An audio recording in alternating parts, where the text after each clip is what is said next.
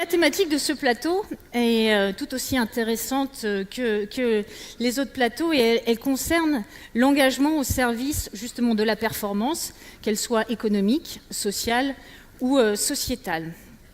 Donc sur ce sujet-là, Ludovic, est-ce que vous pourriez déjà vous présenter peut-être pour nous raconter un peu ce que c'est que cette agence du service civique, sa mission, et puis nous rappeler peut-être quelques chiffres. Alors, je suis Ludovic Abivin, je suis le directeur général d'une agence gouvernementale qui s'appelle l'Agence du service civique, qui est implantée à Paris. Alors, j'espère que je ne vais pas vous effrayer parce que je ne connais rien dans l'entreprise, parce que je suis haut fonctionnaire. Et donc, j'ai une distanciation par rapport à l'entreprise, mais qui est liée à mon métier. Pour autant, je crois que c'est intéressant de venir à votre rencontre pour justement échanger sur un thème, pour voir comment les sujets d'engagement au service de la notion d'intérêt général peut parler au monde de l'entreprise sur un sujet de performance. Alors, l'agence du service civique, donc implantée à Paris, nous sommes environ 100 collaborateurs et nous portons deux programmes. Un programme qui est assez connu, qui est le programme Erasmus+, qui permet à des milliers de jeunes au titre d'une mobilité d'aller se confronter à d'autres cultures en Europe. Et puis le programme du service civique que vous connaissez peut-être, qui permet à 150 000 jeunes, on va dire en moyenne, de s'investir, d'être utiles, en général dans une association, sur une mission d'intérêt général. Ce sont des jeunes qui ont en général entre 16 et 25 ans. En moyenne, ils ont 20 ans. Et là aussi, il y a peut-être un sujet qui est peut-être à travailler dans ce type d'atelier, c'est qu'on constate que l'engagement, d'un point de vue grammatical, est masculin, mais de façon plus opérationnelle, il est féminin. Puisqu'en majorité, on a une majorité de jeunes femmes qui partent sur des missions d'intérêt général. En moyenne, ces jeunes ont le bac. Et pour eux, c'est un moyen déjà de prendre confiance en eux, d'embrasser une autre réalité que le monde universitaire, scolaire. Parfois, ils peuvent être en rupture par rapport à ce monde-là. De se découvrir et de partir sur des vraies causes, sur des causes nobles qui touchent un sujet aussi qui pour le coup qui concerne l'entreprise et la cohésion nationale. C'est-à-dire que je pense qu'il n'y a pas de prospérité économique s'il n'y a pas d'apaisement social et de cohésion sociale. Donc ces jeunes, c'est assez fabuleux, font ce choix sur la base d'un volontariat. Donc il n'y a pas d'obligation. Et là aussi, c'est assez fort, c'est-à-dire que ce sont des jeunes qui font le choix de mettre une parenthèse dans leurs études, ou à un moment de recherche d'emploi, et là aussi c'est un sujet qu'on pourra travailler tout à l'heure, partent sur une mission. Alors, en général, ils restent dans le bassin d'emploi. Et quelle est la durée des missions ? Alors ils partent en général pour une mission de 7 mois, avec plusieurs temps. Parce que dans cette mission, là, il y a un temps qui s'appelle le projet, on appelle ça le projet professionnel, en fait, qui est un moment où le jeune, à quelques mois de la fin de la mission, se dit bon, alors qu'est-ce que je vais faire ? Est-ce que je repars en formation ? Est-ce que je repars en charge d'emploi ? Et au tout début de la mission, il y a ce temps que l'on voit tout le temps, qui est c'est pas pour moi en fait. Aller aider des personnes en situation de handicap, c'est pas pour moi. Parce que je suis moi-même en situation de handicap ou parce que je considère que ce monde n'est pas pour moi. Aller aider des personnes sans domicile fixe dans la rue, leur apporter un soutien moral, c'est pas pour moi parce que moi je suis issu d'une bonne famille et puis ça me gêne d'y aller. Donc il y a toujours ce temps. Voilà. Mais une fois que le pas est franchi, on voit quand même que c'est jeune. Et je pense que ça peut intéresser beaucoup d'employeurs, notamment sur le secteur de la grande distribution, de la sécurité, ou ce qu'on appelle les entreprises à forte intensité de main-d'œuvre, où on recherche des qualités sociales, hein, telles que en termes de savoir-être, en termes de respect horaire, etc., que ces jeunes passés dans ce type de mission, confrontés à des situations qu'ils n'ont pas l'habitude de rencontrer, gagnent en épaisseur. Voilà. Et gagnent en épaisseur et donc gagnent en employabilité. Et là, je fais sans doute un pas vers le sujet d'aujourd'hui. C'est finalement comment est-ce que ça résonne en termes de performance dans l'entreprise. Bah oui, justement, alors.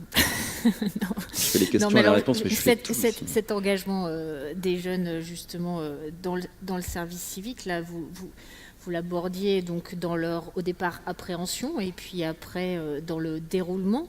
Mais quel rapport, justement, on pourrait faire demain entre cet engagement des jeunes dans le service civique et quelque part dans la cité et dans leur futur de demain dans une entreprise et dans la performance économique que ça pourrait créer? Alors pour vous répondre, je me doutais que vous alliez me poser cette question-là. Je m'en doutais un peu. Alors j'ai fait un peu de recherche et j'ai regardé une étude qui vient d'être faite par un cabinet que vous connaissez tous, un Boston Consulting Group, qui travaille ce sujet. Le sujet qu'on aborde aujourd'hui, en réalité, ça phosphore dur dans les cabinets. Parce qu'on voit très bien le lien en réalité, notamment, alors tout à l'heure j'aurais aimé échanger avec Gilles Gâteau, mais malheureusement on ne le fera pas, mais sur comment est-ce qu'on peut recruter des jeunes, parce qu'on voit bien que les attentes des jeunes recrues, des jeunes ont évolué dans le temps. Hein. Je crois qu'il y a une époque, le premier critère pour avoir un emploi, c'était des considérations matérielles. Aujourd'hui, on voit bien que, notamment chez les jeunes diplômés, la quête de sens est très importante. Alors, j'ai pas envie de citer de nom d'entreprise, hein, mais je pense que vous allez deviner quel type d'entreprise auquel je fais référence, mais une entreprise faisant des trous dans la terre pour sortir de l'énergie fossile, commençant par un T, ou une entreprise chargée de la maintenance de ce type d'équipement, commençant par un T aussi, très implanté en Russie, au Moyen-Orient. On voit bien que sur une typologie de jeunes très attirés par des questions de développement durable, il peut y avoir une difficulté à partir sur ce genre d'entreprise. Et pour l'entreprise, il peut y avoir une difficulté de recrutement parce que justement, on observe dans la jeunesse aujourd'hui une quête de sens qui est beaucoup plus forte aujourd'hui, et qu'on voit émerger justement dans le sujet du service civique. On voit que cette question-là, elle émerge et elle va s'accentuer dans le temps. On voit aussi que sur des questions de management, quel type de manager vous irez le mieux? Quand on pose cette question à des jeunes, on voit bien que des sujets de bienveillance, que des sujets fédérateurs émergent fortement. En tout cas, c'est ce que disent ce genre d'études.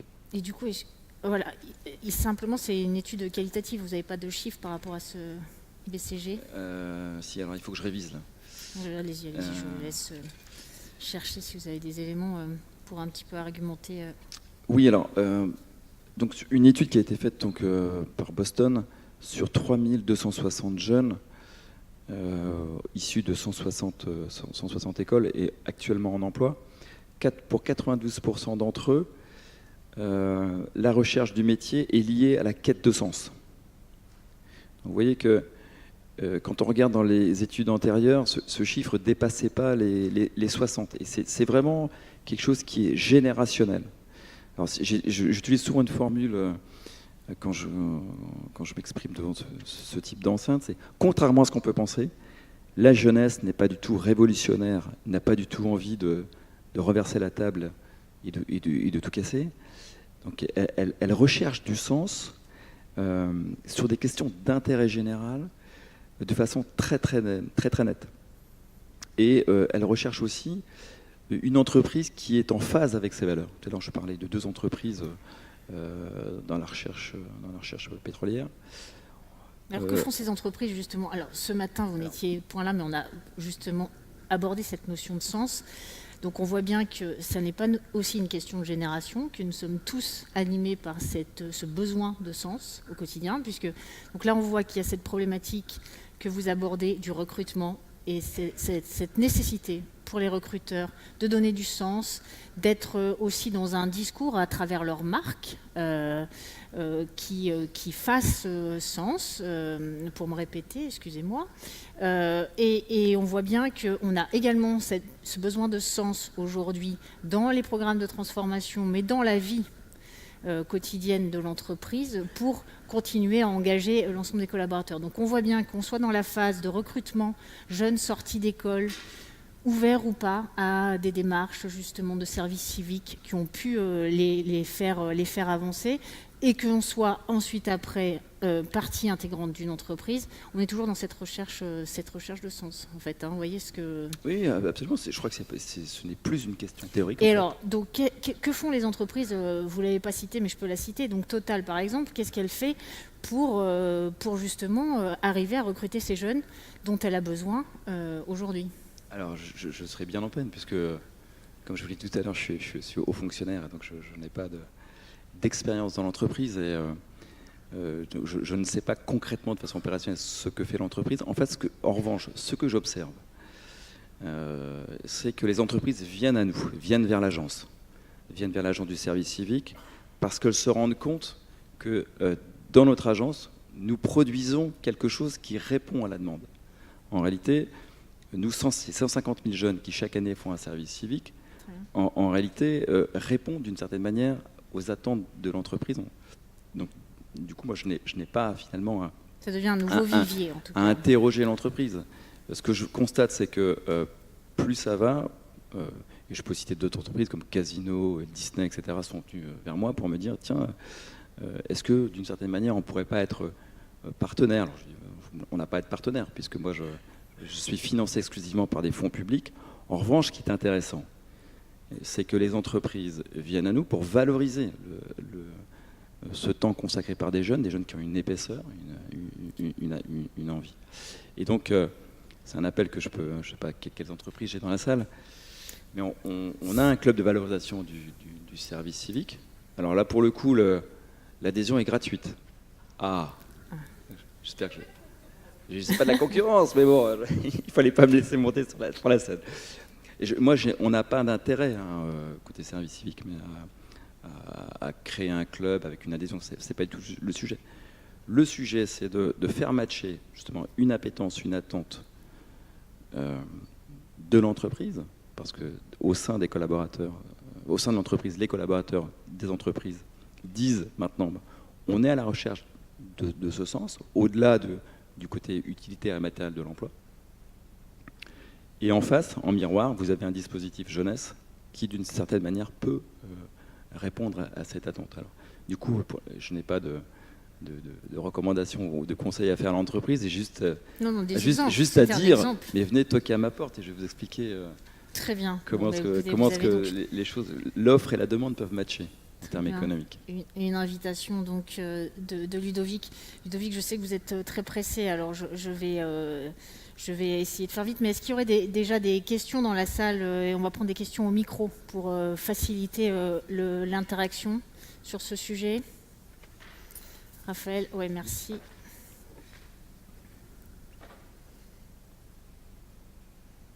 Quand on est dans une entreprise...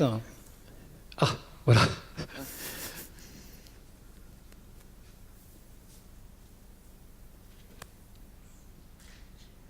Oui, bonjour. Je voulais savoir comment est-ce que vous intervenez justement pour amener ces jeunes vers votre agence, c'est-à-dire à susciter leur engagement entre le moment, en fin de compte, où ils viennent... alors déjà, comment est-ce qu'ils viennent vous voir, sous quel comment dirais-je, oui, sous quel moteur, sous quel centre d'information, comment effectivement vous les incitez vous les conduisez à plus d'engagement au cours de leur mission. Ça, c'est une première question. Et ensuite, c'est une remarque par rapport à ce que vous disiez au niveau des jeunes. Là, dans l'étude du BCG, vous avez décrit la génération des millenniums. Et derrière, il y a une nouvelle génération qui arrive, qui est la génération des 13-18 ans. Chez BVA, on a fait une étude exploratoire sur cette génération récemment. On les a appelés les snappies. Et ça va beaucoup changer par rapport justement à ces éléments de quête de sens. Et c'était aussi une question, est-ce que avec le ministère de l'Éducation nationale ou avec d'autres sources, vous créez des ponts ou des liens pour justement aussi étudier cette nouvelle génération qui arrive et qui va être vraiment assez différente en termes d'attitude par rapport aux millenniums qu'on connaît déjà pas mal. Merci pour cette question. Alors je crois qu'il y a deux aspects dans la question. Il y a comment est-ce qu'on les fait venir vers nous. Alors ce sont des techniques issues du privé. Il y a le marketing, il y a les réseaux sociaux, il y a des campagnes de communication qu'on va bientôt lancer. Et d'ailleurs, le 6 mars prochain, vous allez commencer à voir des spots sur le service civique, à la fois en télé, en cinéma, et des affiches avec une campagne massive en zone urbaine et en zone rurale. Alors ça, c'est sur les sujets de communication. Et puis, nous avons aussi des réseaux de référents. Je ne sais pas si on peut appeler ça un réseau de commerciaux qui sont dans les services de l'État et qui diffusent les sujets services civiques auprès des collèges, des lycées, des associations sportives, etc. Et donc c'est de cette manière qu'on arrive à faire connaître le service civique pour les faire venir. Mais c'est vrai que c'est un vrai boulot, d'autant plus que les jeunes viennent en service civique en général en fin d'année, donc le recrutement est cyclique, très cyclique, et le recrutement se concentre sur les derniers mois de l'année, donc on engrange l'essentiel entre octobre et novembre. Donc il faut effectivement marketer très fort pour les faire venir sur le service civique. Sur le sujet de connaissance de la jeunesse, que vous pourriez qualifier ça de la connaissance client d'une certaine manière, c'est très compliqué en réalité. Les sujets jeunesse sont très très compliqués. Je ne sais pas si on peut dire entre 18 et 26 ils sont comme ça, entre 13 et 18 comme ça. Moi, je référais simplement 2 points d'accroche. Le premier, c'est que je vous invite à aller au musée du Louvre. Je ne sais plus dans quelle salle, il y a une poterie avec la représentation de la jeunesse qui date de moins 3000 ans. Et la leçon de tout ça, c'est que les anciens disaient toujours les jeunes ne comprennent rien, c'était beaucoup mieux de mon temps.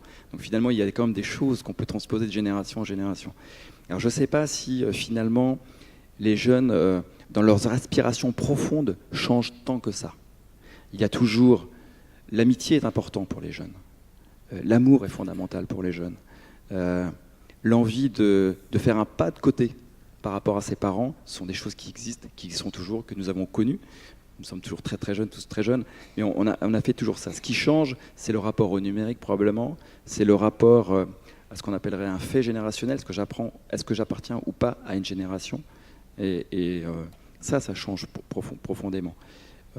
Tout comme la vitesse aussi, le zapping sur les sujets. Ça, c'est quelque chose qu'on constate. C'est quelque chose d'assez nouveau, c'est que ça zappe énormément, ça zappe très vite.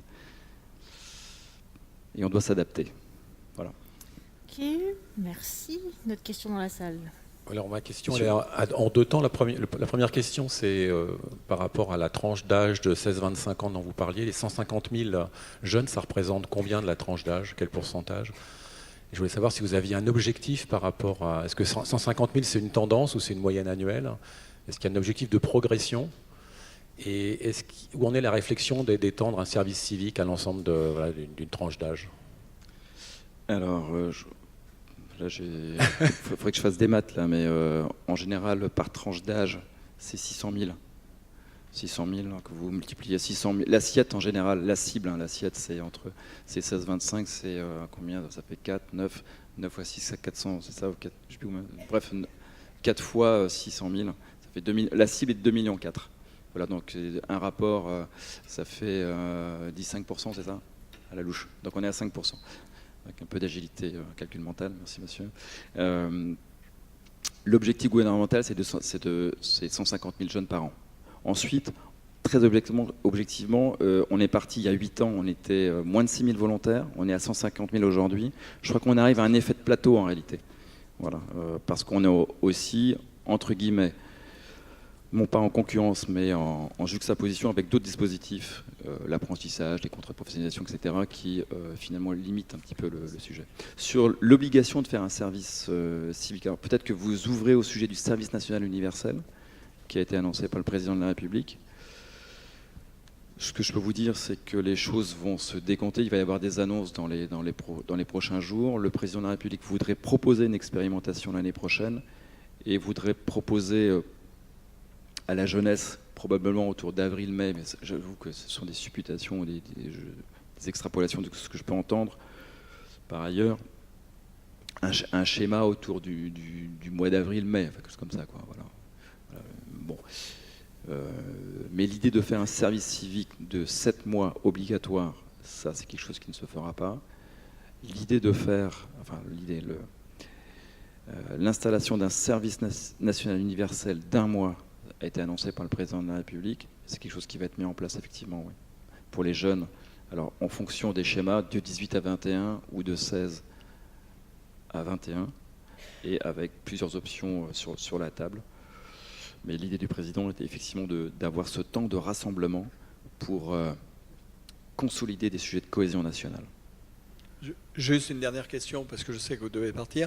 Est-ce que vous avez mesuré l'impact d'un jeune en service civil sur son employabilité? C'est-à-dire, quand il annonce sur un CV qu'il a été en service civique sur certaines opérations, est-ce que vous avez une idée de l'impact que ça a?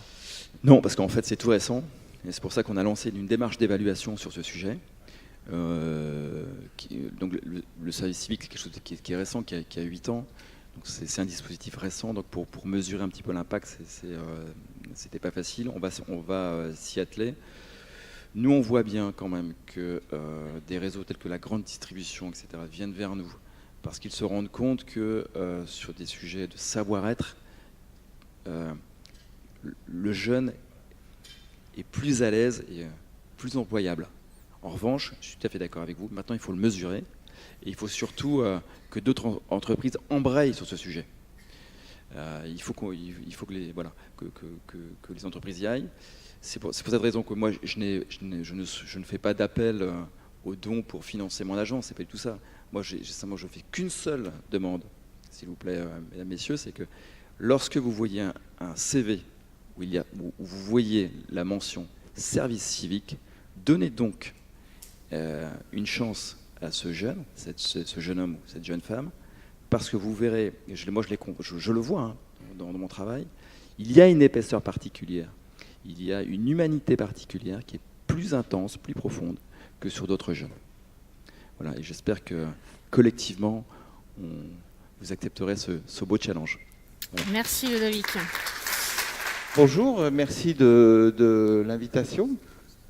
Je suis très impressionné d'intervenir devant votre assemblée. Alors les DRH, ils ont l'habitude de parler aux DRH, mais bon, là je comprends qu'on est dans un cercle un peu différent, mais en même temps c'est très bien aussi de croiser les choses. Et précisément, ce dont je vais vous parler là maintenant sur l'expérience salariée Air France, c'est beaucoup inspiré de la démarche qui a été engagée chez Air France il y a quelques années autour de la relation attentionnée aux clients. Et donc, elle s'est vraiment nourrie de ça. Alors, je vois qu'aujourd'hui, c'est une idée qui progresse, qui est de plus en plus partagée. Bon, après, il faut mettre ça à l'épreuve des réalités et des pratiques, hein, au-delà des discours, mais je vois que le discours, en tout cas, progresse sur l'idée de la symétrie des attentions entre celles qu'on développe envers les clients, qui doit fonctionner aussi par une relation attentionnée envers les salariés. C'est un discours un petit peu neuf, et en tout cas chez Air France, je dois dire, et je peux témoigner qu'on ne l'a pas importé, ce discours-là, on l'a d'une certaine façon inventé avec d'autres, et en même temps que d'autres certainement, mais voilà, c'est vraiment venu d'une expérience interne.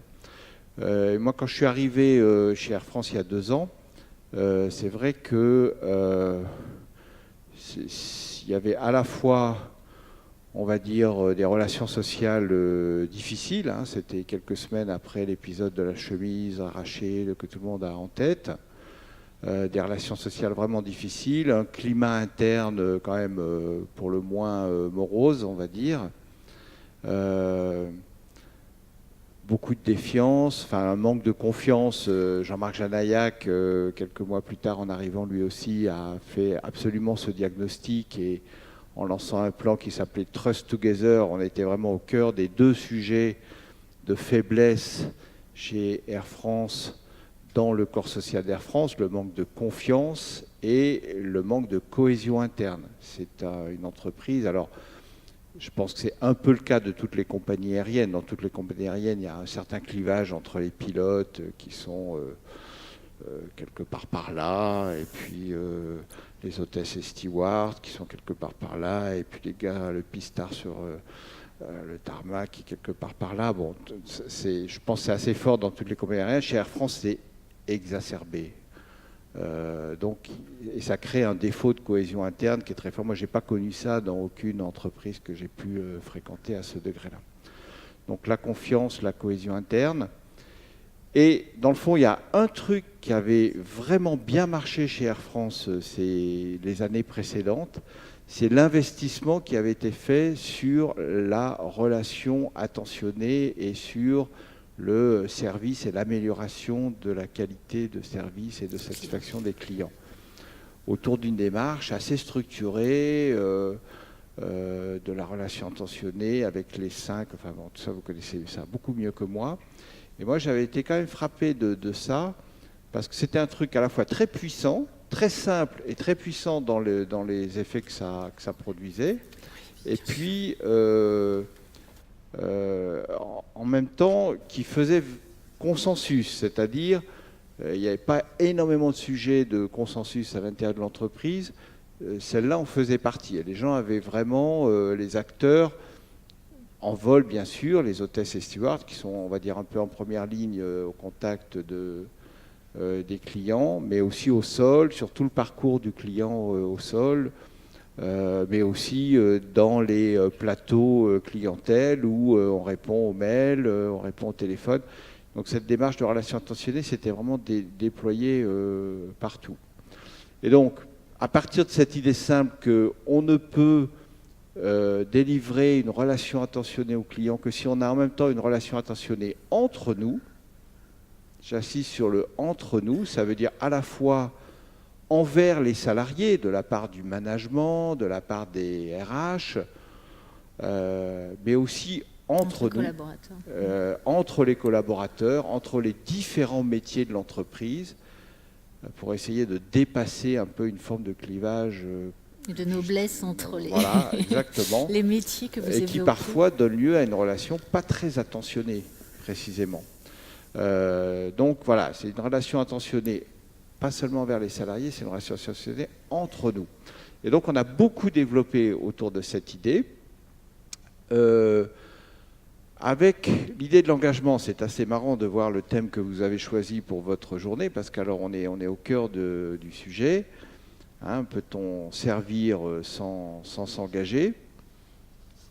Sûrement que oui, mais enfin, je pense qu'on sert sûrement moins bien, hein, si on ne s'engage pas, ça c'est sûr. Et surtout, on est moins cru si on ne s'engage pas. C'est vrai envers un client, c'est vrai aussi envers les salariés ou entre les salariés. Et donc, assez vite, en travaillant sur ce parallèle entre l'expérience client et l'expérience salariée, avec l'idée qu'on voulait affirmer une expérience salariée Air France, on a travaillé sur cette notion d'engagement. Comment on fait pour vaincre le principal obstacle à cette démarche, qui n'était pas un obstacle d'adhésion au principe ou à l'ambition, mais qui était un scepticisme énorme sur la sincérité de ce qu'on voulait faire et sur le fait qu'on allait réellement le faire. Donc vaincre ce scepticisme, eh ben, ça voulait dire s'engager, prendre des engagements, les écrire d'une façon telle que chacun soit capable de mesurer le degré d'attente de cet engagement. Et donc on a travaillé à donner un contenu de l'expérience salariée Air France sous la forme d'engagement, écrit aussi simplement que possible, qui reflète cette idée que ce n'est pas une relation attentionnée au salarié au sens où le salarié serait un client, parce que le salarié n'est pas un client. Et donc, ce qui est important, c'est que le salarié il soit lui-même engagé dans sa propre expérience salariée, un peu comme on l'attend aussi quelque part du client. En tout cas, moi, c'est ça que je mets derrière le terme d'expérience client, plutôt que de simplement dire satisfaction du client. Ça va un peu plus loin, c'est un peu plus fort. Et donc, l'expérience client, l'expérience salariée, pardon, le salarié, il en est un acteur. Et donc, si vous regardez la façon dont on a traduit ces engagements, par exemple, le premier d'entre eux sur la motivation, je travaille avec plaisir et fierté dans un environnement motivant au service des clients. Ça, c'est moi, salarié, qui travaille et qui le fait avec plaisir. C'est ce qu'on a envie que les salariés puissent se dire. Mon engagement et ma performance sont reconnus. Ça, c'est le boulot du management et de l'entreprise de faire en sorte que, effectivement, cet engagement et cette performance soient reconnus et qu'on trouve les bons leviers de reconnaissance. Ça passe par des sous, faut dire les choses, mais ça passe aussi par autre chose que des sous. Mais je vais venir dans un instant sur comment est-ce qu'on a construit ces engagements, à partir de quelle écoute des salariés, de quelle mesure de ce qui étaient leurs attentes. Voilà. Mais à chaque fois, vous voyez, ces engagements sont construits comme ça, c'est le salarié qui parle, j'ose prendre des initiatives pour apporter des solutions nouvelles, ça c'est à moi de faire la démarche, d'oser, et puis le management, les managers m'encouragent, les innovations individuelles et collectives sont encouragées. Donc à chaque fois, on a, voilà, je travaille avec plaisir dans un environnement motivant, l'environnement, c'est aussi à nous de faire en sorte qu'il soit mis en place, que les salles de repli ne soient pas dégueulasses, pas repeintes depuis 10 ans parce qu'on a fait des économies de bout de chandelle en ne repeignant pas les salles de repli, qu'il y a des mobiliers pourris. Donc investir sur l'environnement des salariés, qui est aussi une façon de motiver, et c'est aussi une façon de reconnaître finalement, de montrer de la considération envers les gens. Ce n'est pas forcément des trucs qui coûtent des 1000 et des 100. Donc après, à partir de là, on peut réfléchir où est-ce qu'on met notre argent, où est-ce qu'on met notre énergie, où est-ce qu'on met nos priorités par rapport à ces engagements. Donc on a conçu ces 4 engagements autour de la motivation, autour de l'initiative, la capacité d'initiative évidemment, essentielle dans un métier de service. Là, on retrouve la notion d'engagement pour le client. Elle est d'ailleurs tout à fait explicite. Et puis, l'esprit d'équipe, ça c'est ce que je disais tout à l'heure sur notre grande faiblesse de cohésion interne. Elle est forte dans les collectifs de travail. J'imagine que vous voyagez en avion, que vous prenez Air France, je vous le conseille en tout cas, c'est là que vous voyagerez le mieux. Et vous avez l'occasion d'observer des équipages fonctionner entre eux. Alors, ça ne se passe pas toujours d'une façon idéale, mais enfin, ça se passe quand même souvent très bien, alors même que vous savez que l'équipage en question a fait connaissance 1 heure avant le vol et qu'ils n'avaient jamais volé ensemble. La probabilité de voler ensemble pour un même équipage, c'est à peu près 1 fois tous les 7 ans, à peu près, en termes d'occurrence de probabilité. Donc les équipages se recomposent à chaque fois. Et pourtant, ils fonctionnent, et ils fonctionnent dans voilà, à la fois une convivialité, une efficacité. Ça, c'est un des trucs très remarquables dans le monde navigant, par exemple. C'est un monde très particulier du point de vue du management, parce que des équipes qui ne sont par définition pas managées au quotidien comme ça peut l'être dans un atelier ou dans une usine ou dans un bureau. Là, c'est tout à fait différent, et en même temps qui développe une capacité à créer, à faire équipe qui est très forte. Donc, dans un équipage, la solidarité peut être très très forte. Par contre, entre les catégories professionnelles de l'entreprise, elle peut réellement faire défaut et même parfois être un handicap pour l'entreprise. Donc, J'agis dans la solidarité et la coopération pour faire réussir mon équipe et toute l'entreprise, évidemment. Et l'entreprise, elle développe, encourage toutes les actions qui renforcent la cohésion interne. Dire ça, c'est pas neutre, hein. Je prends un exemple. Chez Air France, parce que ce problème-là n'est pas nouveau, il existait autrefois des sessions de type Vie ma vie, où on permettait à des PNC, enfin des hôtesses et stewards, d'aller passer un peu de temps au sol, ou à des gens du sol de faire des rotations avec des équipages pour voir un peu ce que c'est que le travail de l'autre. Et c'est important dans la continuité du parcours du client. Bon, quand Air France allait mal, et même très mal, dans la crise à la fin, enfin au début des années 2010, 2011, on a coupé tous ces programmes qui coûtaient de l'argent, qui coûtaient de l'efficacité, et par souci d'efficacité, on a arrêté tout ça. Bon, je peux comprendre que ce choix ait été fait dans un moment de survie économique, mais ce n'est pas des choix sans conséquences. La conséquence, c'est que les catégories professionnelles, elles ont vécu sur elles-mêmes et entre elles pendant une longue période. Donc on est en train de réintroduire des actions de brassage. Moi, je crois beaucoup dans ce concept de brassage pour que les gens se connaissent, voient comment les autres travaillent et comprennent mieux de ce fait qu'ils ne sont pas les seuls à travailler dans cette entreprise et que tous les autres sont vraiment des branleurs qui font mal leur travail. Donc, ça passe par des choses de ce type. Et puis le développement professionnel, là, on est plus traditionnel sur le terrain RH, on va dire, du développement de la compétence avec le parcours professionnel et l'accompagnement que l'entreprise peut apporter. On a aussi 3 autres engagements, il y en a 7 au total. Il y en a un qui est un peu plus collectif sur le dialogue social. Je ne vais pas vous en parler maintenant, il y aurait beaucoup à dire. Mais bon, Air France est une entreprise qui a vraiment besoin de moderniser son dialogue social. On n'est pas les plus avancés, on va dire, dans ce domaine. Et c'est un long combat. Et puis, on améliore et modernise nos pratiques d'écoute et de communication sociale.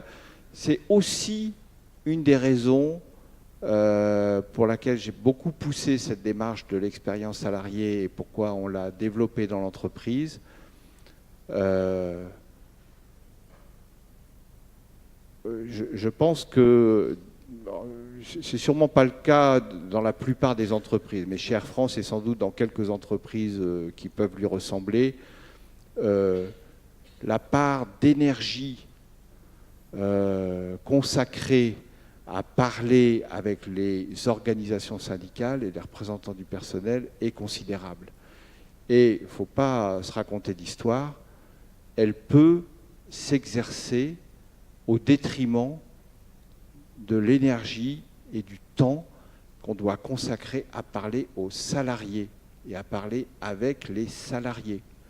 Et donc, il y a une espèce de dérive qui se fait dans laquelle, finalement, on a l'impression qu'on s'occupe des questions qui intéressent les salariés en dialoguant avec les organisations syndicales. Ce qui est en partie vrai, évidemment, et ce n'est pas moi qui dirais le contraire, mais qui n'est qu'en partie vrai. Et donc, moi, j'ai vraiment considéré que chez Air France, il faut qu'on se tourne plus vers les salariés.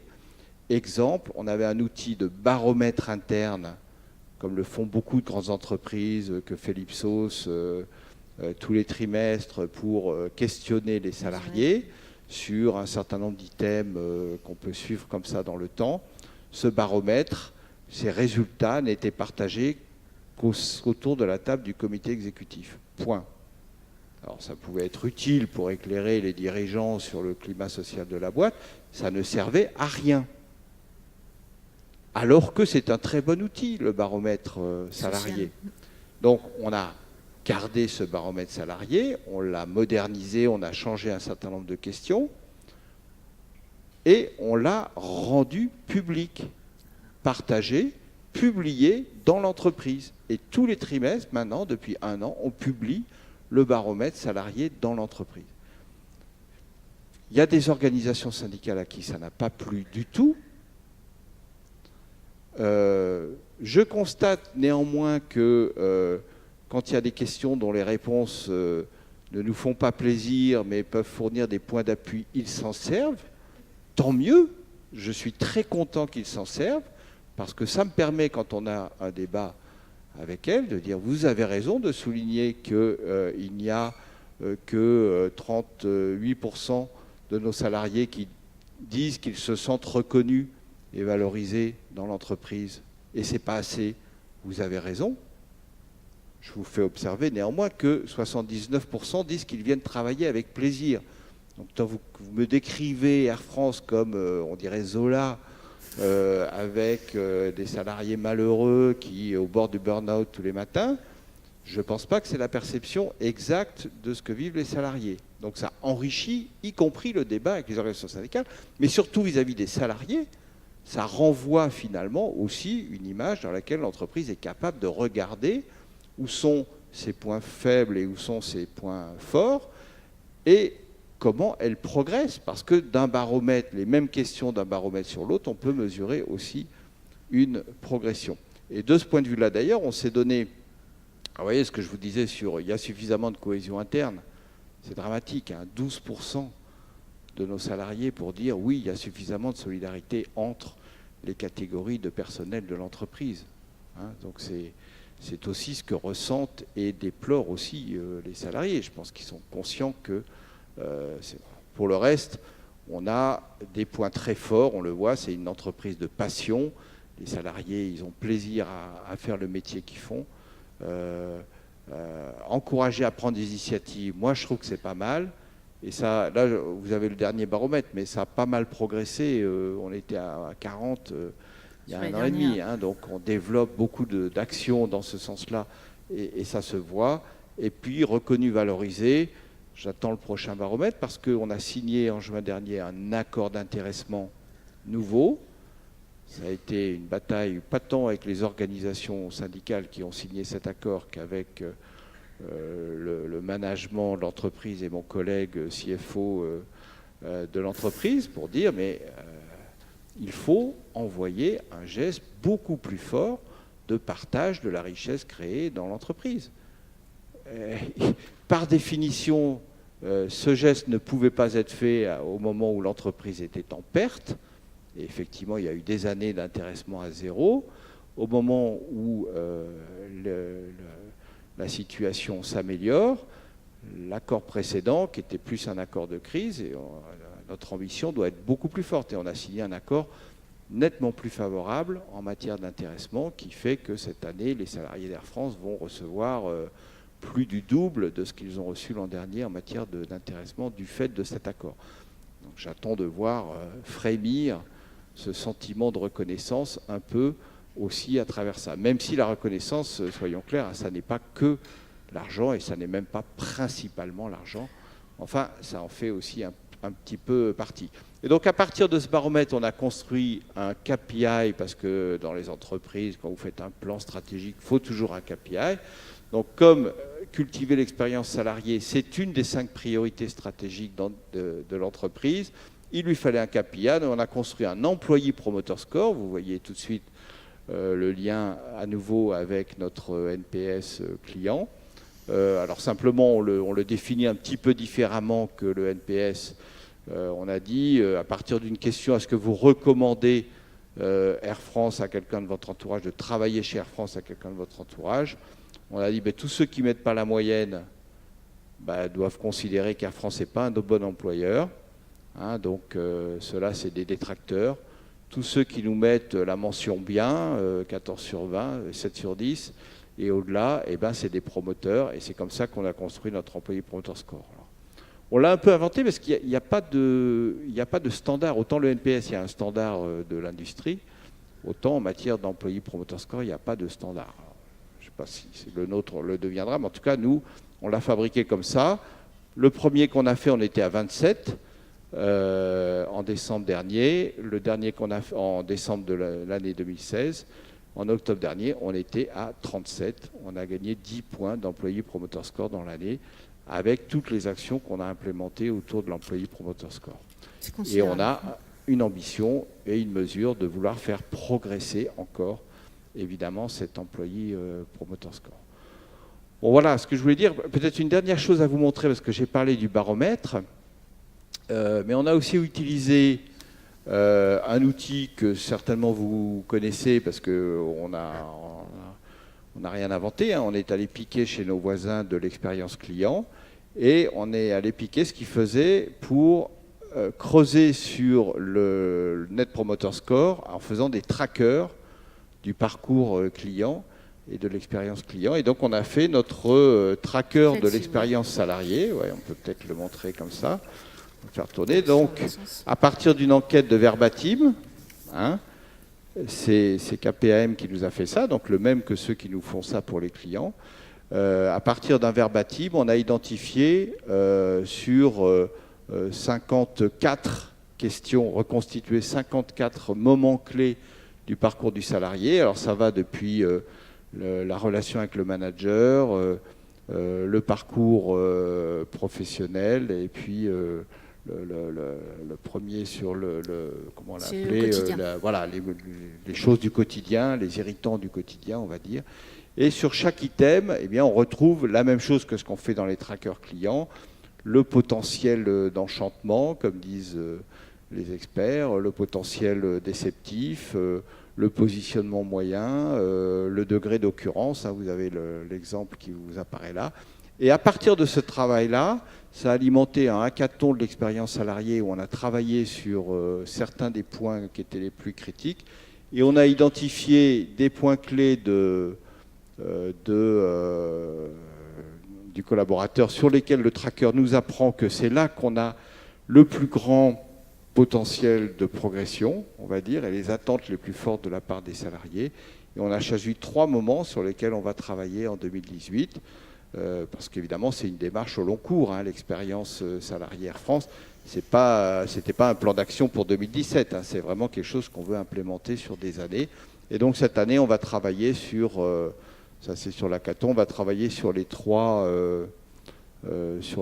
moments clés que sont l'onboarding, parce que bon, la bonne nouvelle c'est qu'on reprend de l'embauche, hein, donc comment on accueille et comment on intègre les nouveaux embauchés dans l'entreprise, l'interaction avec le manager évidemment, on retravaille l'entretien professionnel annuel qui est aussi un des temps forts, mais sur lequel le tracker nous a appris, ça c'est un bon exemple. Par exemple, on pensait que c'était vraiment ça le point clé qu'il fallait travailler, et puis ce que nous montre le tracker, c'est que ouais, l'entretien annuel c'est un moment important, mais ce qui est beaucoup plus important pour le collaborateur, c'est la disponibilité de son manager tout au long de l'année, chaque fois qu'il a besoin de lui. Alors, vous allez me dire c'est une évidence, mais bizarrement, les RH d'entreprise, très souvent, ou le travail qu'on fait en management, on a beaucoup investi sur l'outil de l'EAP comme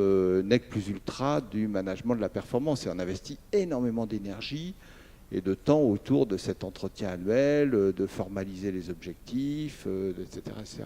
Alors que l'attente, elle est un petit peu ailleurs. Donc, les interactions régulières avec mon manager, ça c'est le deuxième moment. Et puis le conseil dans le parcours professionnel, parce qu'on a une offre de formation, Air France est une entreprise dans laquelle on consacre beaucoup de ressources à la formation, dans lequel on accompagne beaucoup de salariés. Hier soir, je remettais des diplômes à 192 salariés qui l'an dernier ont passé un diplôme qualifiant par la voie de la VAE ou de parcours professionnel qu'on a accompagné, des techniciens qui deviennent ingénieurs, des gars la piste qui deviennent techniciens, etc. Et donc, mais on sait que ça marche que s'il y a un accompagnement et du conseil professionnel derrière. C'est au cœur des enjeux de la réforme de la formation professionnelle par ailleurs, mais on essaye de l'appliquer à notre petite échelle chez Air France, et ça fait partie des engagements de l'expérience salariée. Bon, voilà, je vous ai mis ça un peu en vrac, mais pour vous montrer un peu dans quel état d'esprit, en s'inspirant de ce qui a été fait dans la relation client, on a essayé de construire une démarche qui fait sens par rapport à Air France, qui répond aux attentes des salariés, qui est basée sur une écoute de ce qu'attendent les salariés, de ce que sont les défis qu'on a à mener en tant qu'entreprise sur notre cohésion interne aussi, et qui essaye de trouver une crédibilité aux yeux des salariés à travers des engagements écrits, connus, placardés sur les murs et qu'on mesure par des baromètres réguliers. Voilà. Alors, du coup, je suis curieuse sur ce fameux tracker. Est-ce que ce tracker fait partie, alors il doit faire partie de votre dashboard, ça je l'entends bien en tant que DRH, mais est-ce qu'il fait partie du dashboard et des éléments et des KPI clés qui sont visés par le COMEX régulièrement? Alors, on a au niveau du COMEX, on a un Flight Plan 2018, donc une feuille de route, si vous voulez.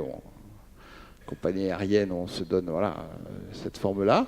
Le Flight Plan, donc on a 5 priorités. Donc, améliorer la performance opérationnelle, délivrer la performance client, des résultats aussi, accompagner la financiers. transformation, il y a évidemment les résultats. Et puis, il y a cultiver l'expérience salariée, c'est un des 5. Et donc, ce KPI est un des 5. Et donc, les objectifs il y a 3 domaines dans lesquels on a fixé un objectif commun à chacun des membres du COMEX. C'est sur la performance opérationnelle, parce que tout le monde contribue à cette performance opérationnelle.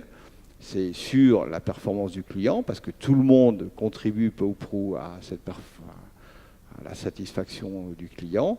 C'est évidemment la performance économique, le résultat financier. Ça, c'est ce qu'on avait jusqu'à présent. Et l'année dernière, au moment où on a lancé l'expérience salariée, on a ajouté un 4e KPI qui fait partie des indicateurs sur lesquels est bâti et se calcule le bonus des membres du COMEX, de tous les membres du COMEX, c'est l'Employee Promoter Score. Avec cette même idée, ce n'est pas juste l'affaire du DRH, la progression de l'Employee Promoter Score, c'est l'affaire de chacun des managers de l'entreprise. C'est superbe, voilà. Parce que c'est un des moyens justement d'inciter et de faire perdurer ces démarches d'engagement. Je vous propose du coup de me poser des questions à Gilles, si vous en avez. Je vais juste distribuer un micro dans la salle. Raphaël, je peux me permettre de te le donner. Merci.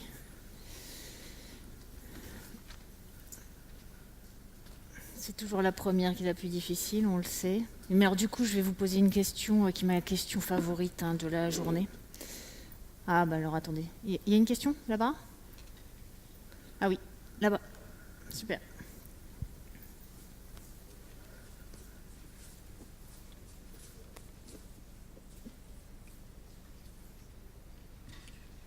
Bonjour. Par curiosité, pour l'expérience client, on a du mal à faire une différence entre le service Air France, mais aussi le service des aéroports dans lequel on va circuler. Est-ce que vous travaillez aussi avec les autres services des aéroports, les douanes, tous les autres points de contact des clients pour que la perception s'améliore? Ou est-ce qu'aujourd'hui, vous faites un focus uniquement sur Air France, qui est déjà beaucoup? Alors, je ne veux pas m'aventurer trop loin de mes bases. Je ne sais pas si quelqu'un de l'expérience client d'Air France veut répondre. C'est un des trucs un peu cruels. Chaque fois qu'on mesure effectivement notre NPS et on y passe du temps chaque 15 jours dans le COMEX,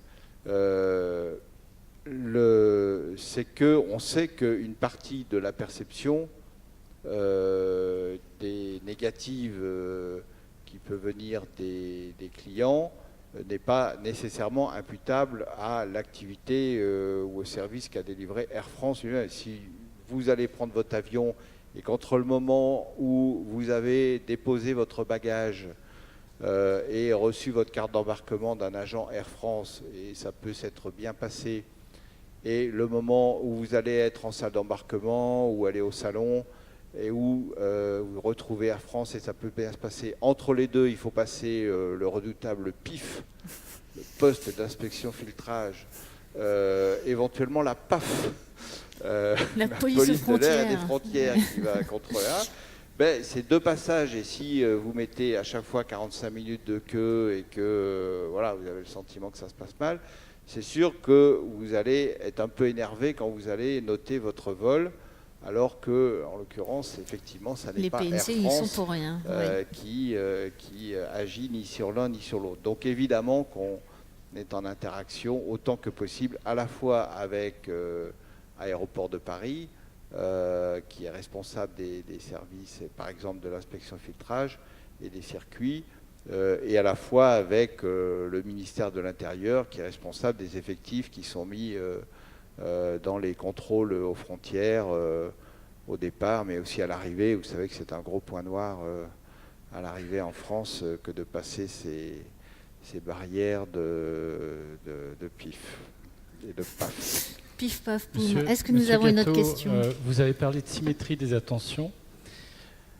On a le plaisir d'avoir parmi nous le créateur du concept, Benoît Méronin. Merci pour l'introduction.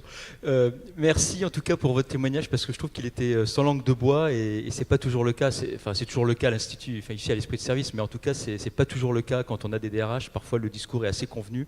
Donc moi j'ai beaucoup apprécié la sincérité, je dirais la transparence de votre témoignage. Je me souviens, il y a quelques temps, je travaillais avec le COMEX d'une grande marque de distribution sur le sujet de la symétrie d'attention, et le dirigeant m'interpelle et me dit « Ok, c'est super les slides, c'est super les machins. Benoît, c'est quoi les 3 priorités? C'est quoi les 3 sujets par lesquels il faut commencer ?» Et là, c'est un grand moment de vérité pour un enseignant-chercheur ou un consultant.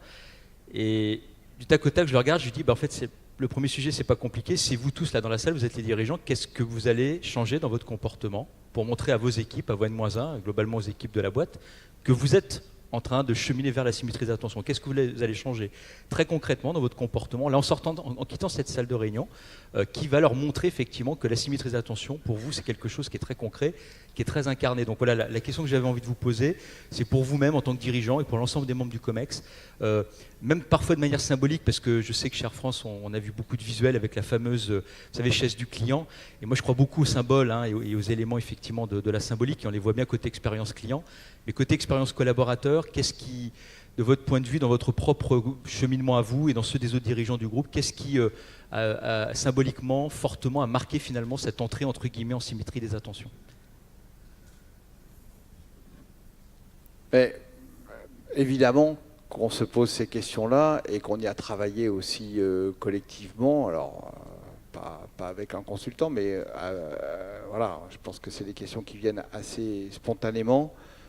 D'autant plus que quand on parle de la confiance, l'un des constats quand même, en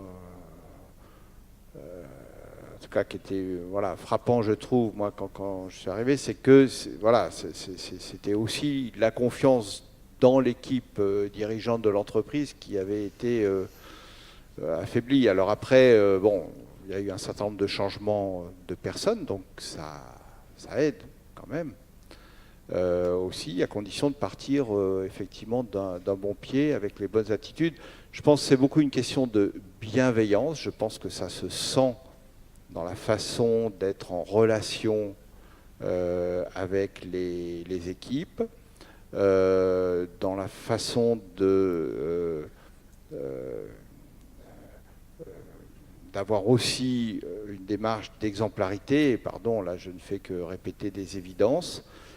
Mais ce n'est pas si simple que ça, la démarche d'exemplarité, au quotidien. Parce que la vérité du quotidien, c'est quand même aussi parfois qu'on peut être loin, finalement, et donc il faut accepter une forme d'investissement dans la symbolique, là où l'efficacité peut conduire à dire « j'ai pas le temps de m'investir dans la symbolique ». Je prends un exemple. La semaine dernière, mardi dernier, on a fait notre journée Better Together. C'est un projet qui est né dans le cadre de l'expérience salariée. Je ne l'ai pas développé tout à l'heure, mais un des engagements sur l'engagement sociétal. C'est-à-dire chez Air France, c'est un truc qui est assez fort. Il y a beaucoup de gens, de salariés, qui sont impliqués dans la vie associative, dans des actions... parce que c'est un monde, notamment le monde navigant, où les gens ont peut-être un peu de temps aussi pour s'impliquer dans ces actions. Et puis ça fait partie de l'ADN, ça fait partie des valeurs. Hein. La Fondation Air France, par exemple, pour l'enfance, c'est un truc qui est très fort dans l'entreprise. Bon. Donc, quand on a travaillé avec un panel de salariés sur les engagements à prendre dans l'expérience salariée, alors que nous, enfin moi, je l'avoue franchement, au départ, je n'étais pas convaincu qu'il fallait mettre ça dans les engagements de l'expérience salariée. C'était pratiquement celui qui les faisait le plus réagir positivement. Donc on l'a gardé, on a bien fait, parce qu'on a fait beaucoup de choses depuis sur, voilà, nous voulons apporter notre contribution aux enjeux sociétaux sur les territoires où nous agissons partout dans le monde. Ça va de j'accueille un apprenti, ou j'accueille un stagiaire de 3e, ou je fais, etc., jusqu'à je m'implique dans des actions avec la Fondation, je vais aller faire une mission à Madagascar, au Sénégal, bon, par définition dans une compagnie aérienne. On a cette facilité de voyager et d'être présent dans des endroits du monde où les besoins sont juste énormes. Et les réalités qu'on vit sont juste tellement criantes d'urgence par rapport à ce qu'on vit chez nous que voilà, forcément, ça fait réagir beaucoup. Et donc, Better Together, on a dit on va faire une journée citoyenne Air France et on va dire on va donner 1000 journées à 1000 salariés. 1000 salariés vont avoir une journée payée sur le temps de travail pour aller mener des missions d'intérêt général. Et on a bâti une 60aine de missions. Là aussi, on n'a rien inventé. Je crois que L'Oréal fait ça depuis pas mal d'années. Et donc, on a identifié 60 missions et constitué des groupes depuis le mois d'octobre dernier. C'est aussi une occasion de faire du brassage, toujours la même idée, de mettre ensemble pendant une journée des gens, pilotes, hôtesses, gens du sol, de l'informatique, du siège. Voilà, il n'y a plus d'uniforme, il n'y a plus de hiérarchie, il y a une mission à faire, on est 10 et on a une journée pour délivrer quelque chose, repeindre un local. Voilà. Et on a eu un peu ce débat dans le COMEX, est-ce qu'il faut que tout le monde y aille du COMEX? Ça fait chier, une journée complète. On a autre chose à faire, Gilles. Je dis, bon, ok, alors, peut-être tout le monde n'est pas obligé d'y aller. Toi, tu dois aller à Atlanta, rencontrer Delta, bon, ok, machin. Après, si personne n'y va, vous imaginez le message que vous renvoyez. Voilà. Vous renvoyez un message que ça, c'est un truc qui n'est pas très important, que vous avez mieux à faire et plus important. Mais tout le monde a mieux à faire et plus important, si on le prend par là. Donc il faut que nous, on montre que ça, allez, moi j'ai passé ma journée, mardi dernier, à l'association L'Ami de Pain, pas loin d'ici, là, dans le 13e, qui accueille des SDF, des migrants, etc. Et puis on était 60 d'Air France, là, on a dépoté une journée, on leur a réparé un tas de trucs, repeint un tas de trucs, bon. Mais j'y étais. Voilà, donc c'est la notion d'exemplarité, faut pas être démago. C'est pas vrai qu'on va passer autant de temps sur le terrain qu'on voudrait le passer, c'est pas ça la réalité. Mais à un moment donné, il faut aussi le faire parce que je suis d'accord avec vous que la symbolique, elle compte aussi. Voilà, un petit témoignage pour illustrer. Better Together. Oui, Gilles, vous travaillez avec KLM, vous avez beaucoup d'interactions avec KLM. Est-ce que ce que vous êtes en train de développer chez Air France, est-ce que vous apprenez de KLM et vice-versa? Je veux dire, est-ce qu'il y a, vous voyez ce que je veux dire, cette relation intentionnée, cette simplicité dans les process RH, etc. Est-ce que vous avez le sentiment qu'on peut apprendre de l'autre? On pourrait. Je suis pas sûr qu'on le fasse autant qu'on pourrait. Honnêtement, les compagnies Air France et KLM, il y a des domaines qui sont très intégrés, qui sont vraiment partagés complètement. Vous allez dans une escale dans le monde, dans différents endroits du monde, les équipes sont complètement intégrées Air France KLM. Ils vendent Air France, ils vendent KLM, ils assistent Air France, ils assistent KLM. C'est quand même mélangé. Et puis il y a des domaines dans lesquels voilà, chaque airline développe un peu son... Et dans la customer experience, elle est quand même développée de façon assez propre à chaque airline, on va dire. Donc voilà, l'expérience client, elle peut être différente, même si le client est en partie largement le même, évidemment. Ne serait-ce que parce qu'on a plus de la moitié des clients qui sont à bord de nos avions qui sont ni français, et encore moins néerlandais, parce qu'ils sont quand même moins nombreux que les Français. Voilà. Et dans le monde RH, bien sûr, on a des interactions. Eux, ils sont en train de développer un employee journey qui ressemble un petit peu à notre expérience salariée, mais qui ne se réfère pas exactement au même type d'engagement, qui n'a pas la même histoire et la même démarche. Ils sont beaucoup plus digitaux que nous dans l'approche RH. Nous, en France, on aime bien, et pour moi, c'est important qu'il y ait cette notion RH de proximité. Elle est plus lointaine, on va dire, en Hollande. Et puis, voilà, ils ont des relations sociales qui sont très différentes aussi. C'est une culture qui est beaucoup plus proche de celle de l'Europe du Nord. Ils ont un Work Council, mais enfin, si le Work Council n'est pas d'accord, le truc ne se fait pas. Bon, chez nous, si on avait ça, c'est fini, on ferme la boutique immédiatement. Donc, on voit bien qu'il y a des choses qui sont culturellement aussi très différentes, qui ne se transposent pas facilement. Oui, Jean-Marc. Alors, je reviens sur l'engagement sociétal. Vous avez parlé de la journée que vous accordez à des associations. Est-ce qu'au-delà de l'exemplarité que vous donnez à vos collaborateurs, est-ce que vous en tirez un autre bénéfice pour vous-même ? Et autrement dit, est-ce que vous gagnez en épaisseur, pour reprendre l'expression du directeur de l'agence de service civique dont on a parlé tout à l'heure ? Personnellement, je alors. Je n'ai pas entendu, mais je devine ce qu'il a dit. Oui, j'espère. Pour parler de Better Together, c'est un peu tôt, parce que c'était la semaine dernière, donc on n'a pas encore fait tout le REX, tout le retour d'expérience de l'événement. Et c'était une première étape. Pour moi, 1000, c'est la première marche. L'an prochain, il faut qu'on aille plus haut. Mais oui, moi, je crois beaucoup à cette dimension. L'engagement, on y revient, c'est vraiment le thème de votre journée. Sociétal aussi, dans une entreprise, c'est à la fois un ciment interne, c'est une expression des valeurs. Quand vous êtes une compagnie aérienne, qu'est-ce que vous faites ? Dans le fond, vous ne faites pas que transporter des personnes, vous mettez en relation des univers, des pays, des cultures. Vous êtes un vecteur, finalement, d'une forme de brassage mondial. On a eu ces débats à plein de moments.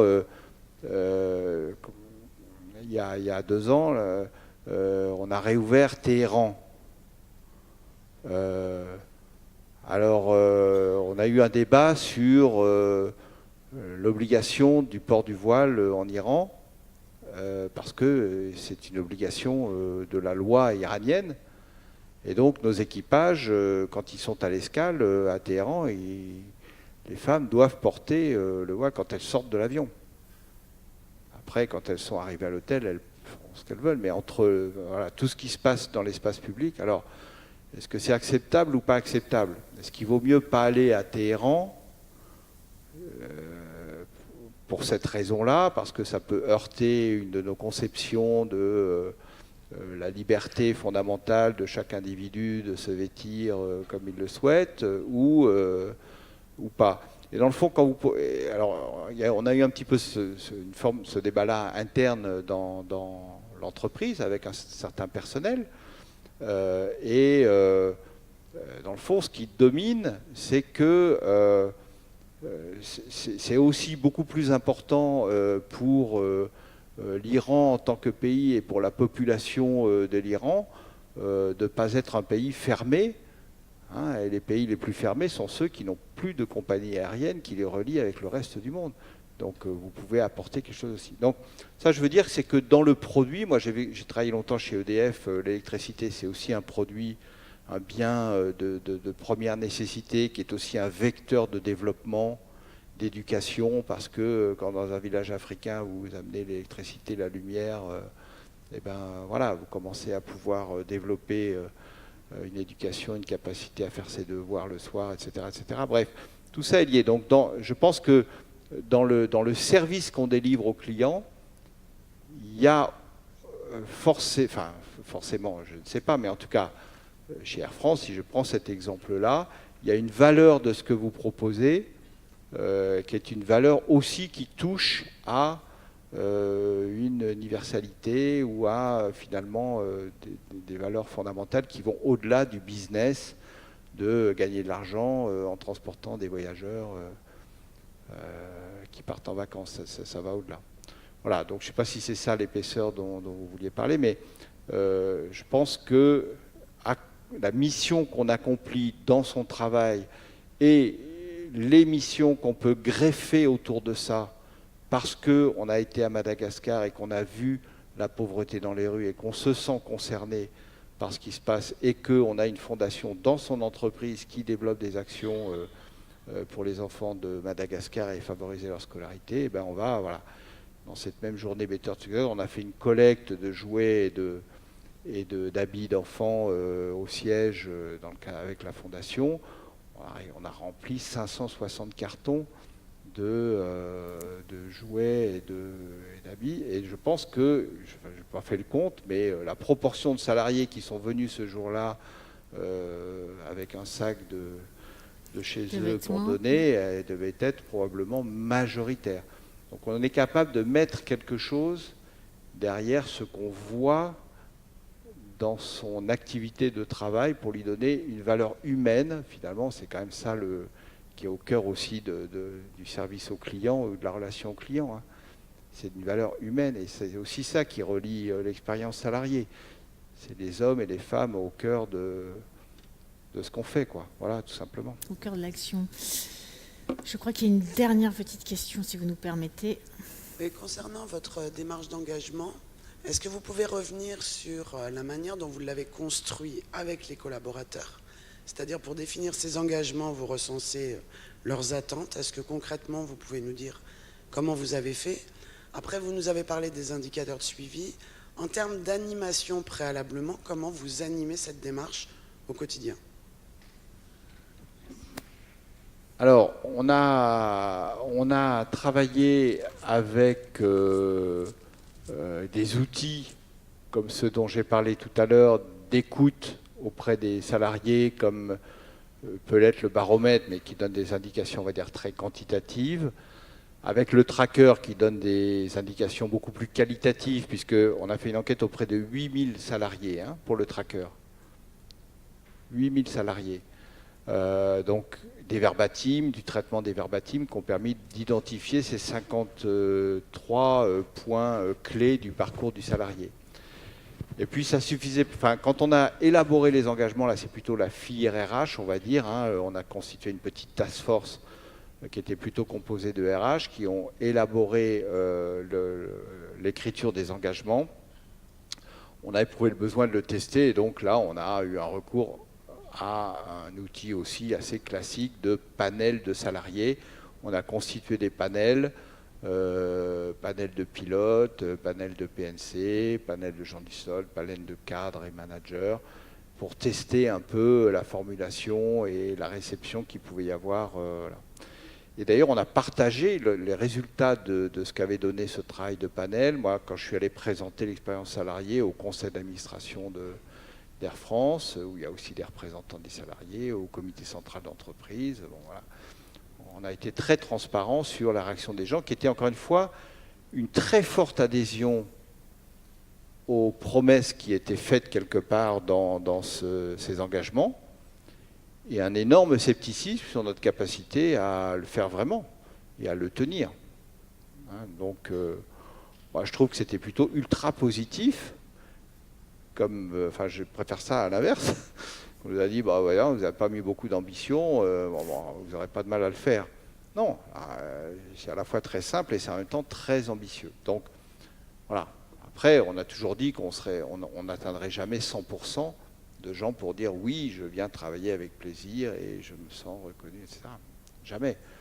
Mais bon, c'est une démarche de progrès, voilà ce que j'ai toujours dit aux équipes, c'est une démarche de progrès. Ça s'appuie sur ce qu'on fait déjà, et Air France faisait déjà beaucoup de choses très positives en matière RH, c'est plutôt vraiment une bonne boîte. Après, il y a des domaines dans lesquels on n'est pas bon, il faut qu'on progresse. Et puis, c'est une démarche qui nous aide à progresser en nous donnant le fil, et le fil qu'on se donne, c'est pas celui qu'on veut, nous les RH, ou celui que le management veut, ou que le CFO estime nécessaire pour faire la productivité qui va bien. Les gens ont trop entendu je ne dis pas que c'est ce qui leur a été dit, hein, je dis c'est ce qu'ils ont entendu. Vous êtes trop nombreux, vous êtes trop chers. Quand ça allait mal, parce qu'on a fait 5 plans de départ volontaires dans cette entreprise en 5 ans. Donc le message subliminal, c'est trop nombreux, trop cher. Et ça, c'est pas ultra motivant. Donc il faut implémenter autre chose. Ça n'empêche pas de chercher à aussi gagner en productivité, gagner en efficacité, et puis être moins cher sur un certain nombre de choses là où on peut l'être. À condition d'être plus cher là où on a besoin de l'être aussi. Voilà, ça va ensemble. Donc les outils, voilà, rien de révolutionnaire, on a fait à partir de ce qu'on fait, je pense, dans toutes les entreprises quand on veut travailler en écoute avec les salariés. Super, merci. Il n'y a plus d'autres questions. Alors, j'en ai une toute dernière, hein, c'est pour que vous puissiez également participer à la construction de notre MOOC. Et c'est une question que j'ai posée à l'ensemble de nos invités. C'est quoi pour vous l'esprit de service ? L'esprit de service, on vient d'en parler un peu. Non, pas du tout. C'est ce qu'on vient de se dire là. C'est à la fois de mettre au centre des attentions, finalement, la personne à qui on s'adresse, le client ou le salarié, si on parle de l'expérience salariée.